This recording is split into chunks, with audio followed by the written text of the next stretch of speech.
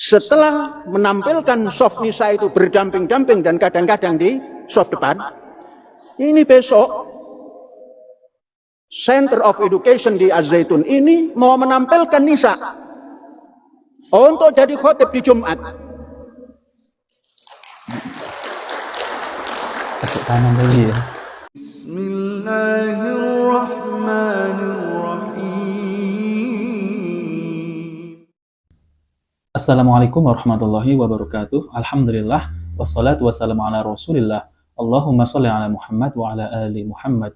Alhamdulillah kita bertemu kembali di channel Cahaya Hidayah. Nah, teman-teman semuanya, jadi di video kali ini saya akan menampilkan tentang Panji Gumilang, yaitu semakin aneh ajarannya dan semakin nyeleneh.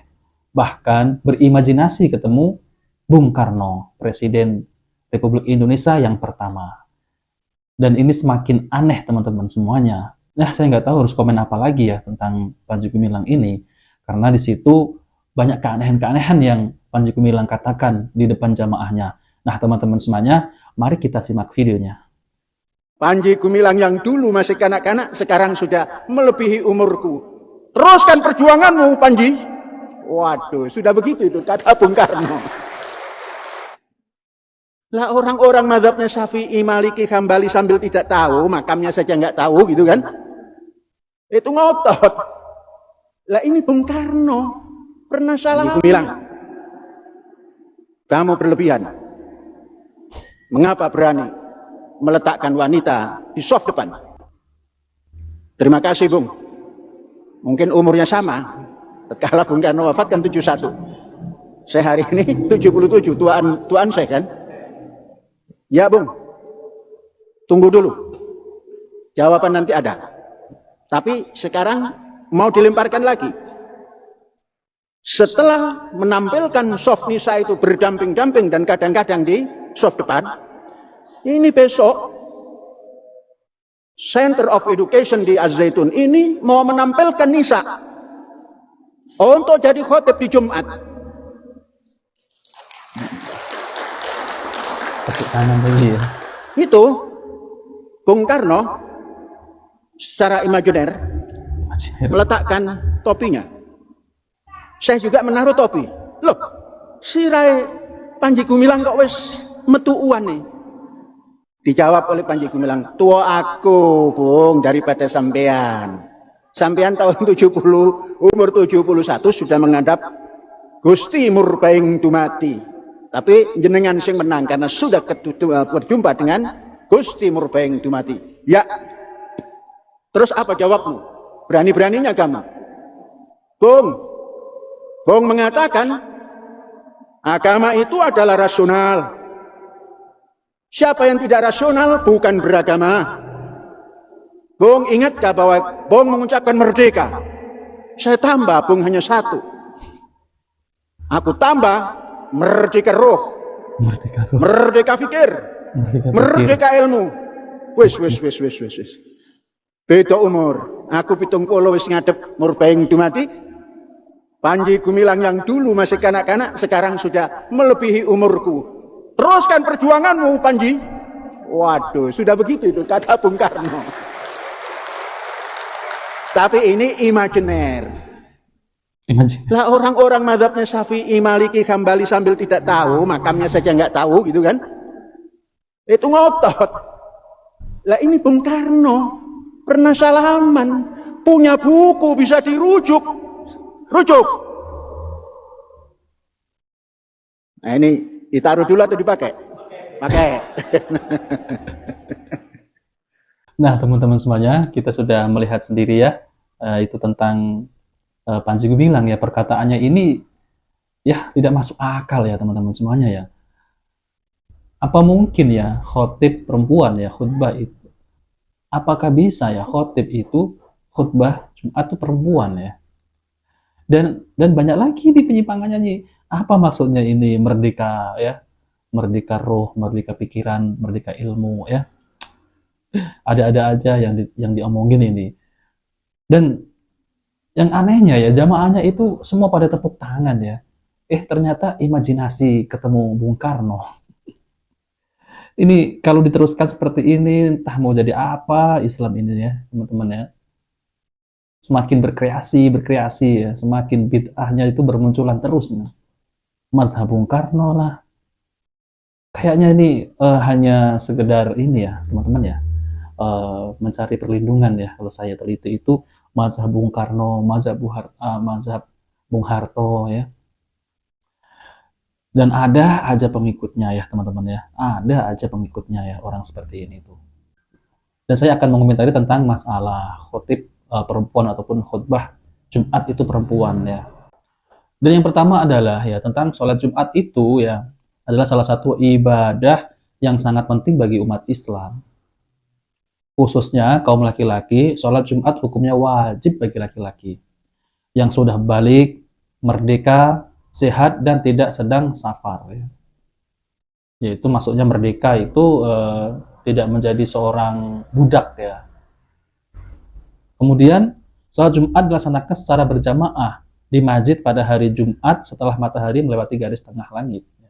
Sholat Jumat terdiri dari 2 rakaat yang didahului oleh 2 khutbah. Lalu bagaimana hukum wanita ikut sholat Jumat? Apakah wanita juga wajib sholat Jumat seperti laki-laki?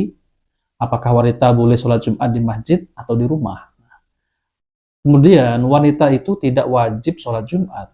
Para ulama sepakat bahwa wanita tidak wajib sholat Jumat meskipun mereka tidak memiliki uzur apapun. Ini berdasarkan sabda Rasulullah SAW bersabda, yang artinya Jumatan adalah kewajiban secara berjamaah atas setiap muslim kecuali 4 orang, yaitu hamba sahaya, yaitu budak, kemudian wanita, anak kecil, dan orang sakit. Hadis riwayat Abu Dawud. Dari hadis ini jelas bahwa wanita termasuk di antara orang-orang yang tidak wajib sholat Jumat. Hikmahnya adalah agar wanita tidak terlibat dalam ikhtilat, campur baur dengan laki-laki di tempat berkumpulnya banyak orang. Selain itu, wanita juga memiliki tugas-tugas lain yang lebih penting, yaitu di rumah seperti mengurus anak-anak dan rumah tangga. Kemudian, wanita boleh sholat Jumat di masjid. Meskipun tidak wajib sholat Jumat, wanita boleh sholat Jumat di masjid jika mereka memenuhi syarat-syarat syar'i seperti bersuci, berpakaian sopan, tidak memakai wangi-wangian, dan tidak mengganggu jamaah laki-laki. Ini berdasarkan kenyataan bahwa pada zaman Rasulullah SAW ada wanita-wanita yang menghadiri sholat Jumat di masjid bersama beliau. Nabi SAW ya, yaitu dari Ummu Hisham binti Al-Haris radhiyallahu anha berkata, tidaklah aku hafal surat Qaf kecuali dari lisan Rasulullah SAW. Beliau berkhutbah dengannya pada setiap Jumat. Hadis riwayat Muslim nomor 875. Nah, jelaskan khotib itu tidak ada di zaman Nabi, itu perempuan tidak ada. Ya memang tidak ada dalil yang melarang ya, akan tetapi sunnahnya adalah laki-laki. Zaman dahulu Rasulullah SAW sering berkhotib, khutbah, pidato ya. Pidato itu laki-laki. Nah, kemudian teman-teman semuanya ya, siapakah yang boleh jadi khotib Jumat ya ataupun khutbah, pidato ya? Khotib adalah orang yang melakukan khutbah, ceramah atau pidato. Karena khotib berkhutbah di hari Jumat. Diistilahkan dengan khatib Jumat. Jadi khatib Jumat adalah orang yang berceramah di hari Jumat. Suatu rangkaian kegiatan ritual yang dilakukan sebelum sholat Jumat. Khatib adalah sosok yang menjadi panutan, dia adalah pendakwah, pemberi peringatan, dan seorang penasihat. Ketika berkhutbah, dia memberikan peringatan dan wasiat kebenaran. Dia juga mengajak jamaah berbuat yang mulia dan meninggalkan segala perbuatan yang mungkar. Kemudian ya teman-teman semuanya, syarat menjadi khatib Jumat. Yang pertama, berakal sehat. Seseorang yang hilang akalnya atau tidak waras alias gila sudah tentu tidak menyampaikan khutbah Jumat dengan baik. Yang kedua, suci dari hadas besar maupun kecil. Yaitu suci dari hadas besar adalah sudah mandi besar bagi seorang lelaki dewasa, baik karena mimpi basah maupun melakukan hubungan suami istri yang sudah menikah.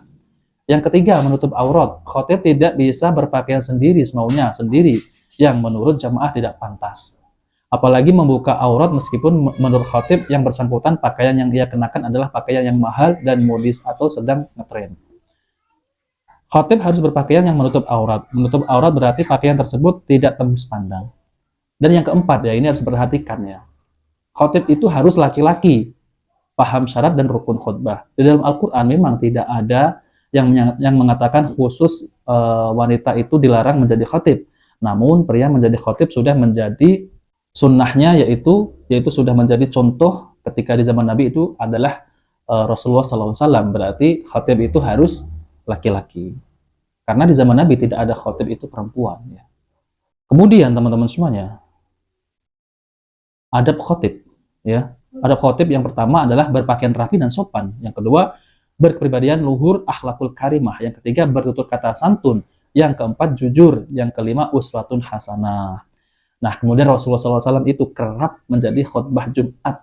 Khatib berpidato, menyampaikan kebaikan ketika berkhutbah. Nah, itu ya teman-teman semuanya, yaitu khutbah terakhir Rasulullah SAW hari Senin tanggal 8 Rabiul Awal ya, bertepatan dengan September 622 Masehi. Nabi Muhammad dan sahabat-sahabat itu tiba di Kuba kira-kira 7 km dari Madinah di sebuah masjid yang bernama Masjid Jumat. Nah, teman-teman semuanya, semoga video ini bermanfaat, dan jika video ini bermanfaat, jangan lupa like dan subscribe di channel Cahaya Hidayah. Wabillahi taufiq wal hidayah. Wassalamualaikum warahmatullahi wabarakatuh.